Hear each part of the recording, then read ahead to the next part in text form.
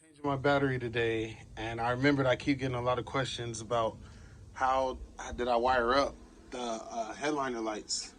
So this is how mine are done. Okay, I have a power inverter, and then I have this plugged in because I have two different sets of lights in there. So they're both plugged into there, which is the DC part of the unit, going to an AC to DC converter. Then that's wired in, positive and negative. The negative comes down over here, and then the positive is wired into the fuse box. It also has a relay and a fuse connected to it. Okay, this is like overkill, but the safest way to do it, overkill though. So you open this up, and the positive wire from the power inverter goes right here to this fuse. Okay, and it's wired in there. And then that's actually the cigarette lighter fuse, which is going to be number 12 right there. Number 12 ignition wire.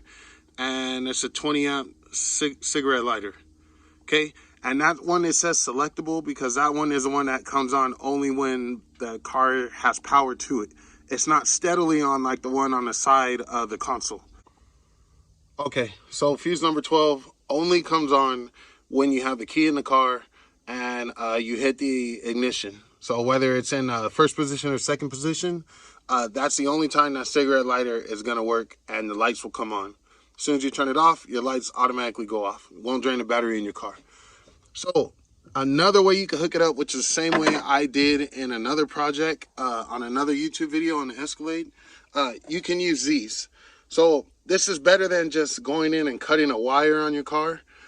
What you do is this actually replaces a fuse. So I could pull that number 12 out and put this inside where the number 12 went, and then you put a fuse on top, the same fuse that you would normally use. And then on the other end of this is a butt connector and a wide open hole for you to put in the wires that are going to come off of here. And you can just cut the wire right here. There'll be a positive and negative, and you use the positive to connect to this. And then you go ahead and ground the other wire, or you can run it straight to the battery, however you want to do it, as long as it's grounded to a piece of metal or the battery terminal. And then it comes in two different sizes. So if you have a mini fuse, which is this one, the small one, then you want to buy the one for the mini fuse. If you have a bigger fuse, then you use this one for the bigger fuse. That's the only difference, and you can put whatever size amperage fuse that you need in there, which is going to be a 20. And again, this is a fuse right here, and this one's a mini.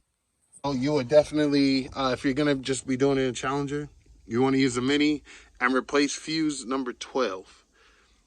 Put the positive from the engine straight into here, and then you just ground your negative somewhere. You can run it to the battery if that makes you feel better, which probably most people will do. And where I have mine located, again, I kind of have this out, but there's a little, one of your connectors right here to conceal everything. But I have mine just sitting back here. It ran from the trunk, and it comes down here. And then I have my regular engine, Bluetooth. And then I have the Starlight effect. So the twinkles, the shooting star. The shooting star is this one right here.